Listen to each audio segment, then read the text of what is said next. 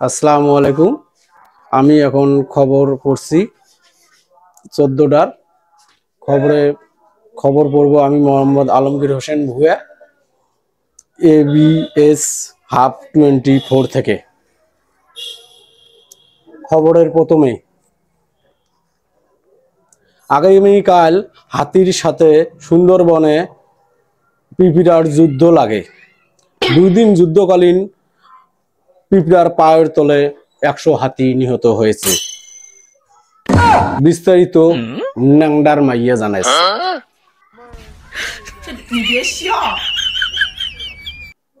Singapore থেকে বাংলাদেশে আসার পথে একটি বিমান আকাশপথে পাংচার হয়ে গিয়েছে।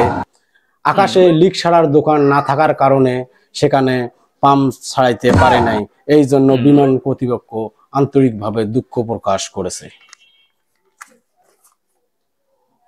এই প্রথম চাঁদের দেশে লাল চার দোকান খুলেছে। সেখানে ঝাঁকে ঝাঁকে লোক মিশুক ভাড়া করে চা খাইতে গিয়েছে।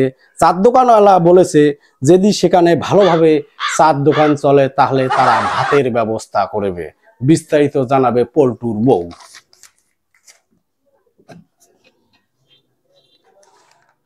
আগামীকাল মশাদের বিদায় অনুষ্ঠানে কনসার্টের আয়োজন করা হয়েছে। কনসার্টে হাজারো লোক কনসার্ট উপভোগ করার সময় শিল্পীর গানের তোলে পড়ে 2 জন লোক নিহত হয়েছে এবং কয়েকজন আহত। শিল্পী পলাতক।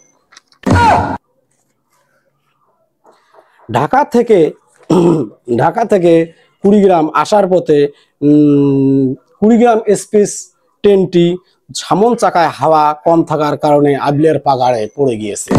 সেখানে ট্রেনের কোনো ক্ষয়ক্ষতি হয়নি। কিছু মাছ কাদার তলে আটকা পড়েছে। তারা দুঃখ প্রকাশ জানাইছে। থেকে কিছু কুকুরের মিছিল বাইর হয়েছে। তাদের দাবি তারা কতকাল এভাবে ন্যাংটায় উলঙ্গয়ে বাইর হবে। তাদের দাবি হলো তাদের পোশাকের ব্যবস্থা করা হোক। বিস্তারিত ন্যাংডার মাও। খেলাধুলা, আজকে বিকাল 4:00 সময় বাংলাদেশ এবং আর্জেন্টিনার ক্রিকেট ম্যাচ আয়োজন করা হয়েছে।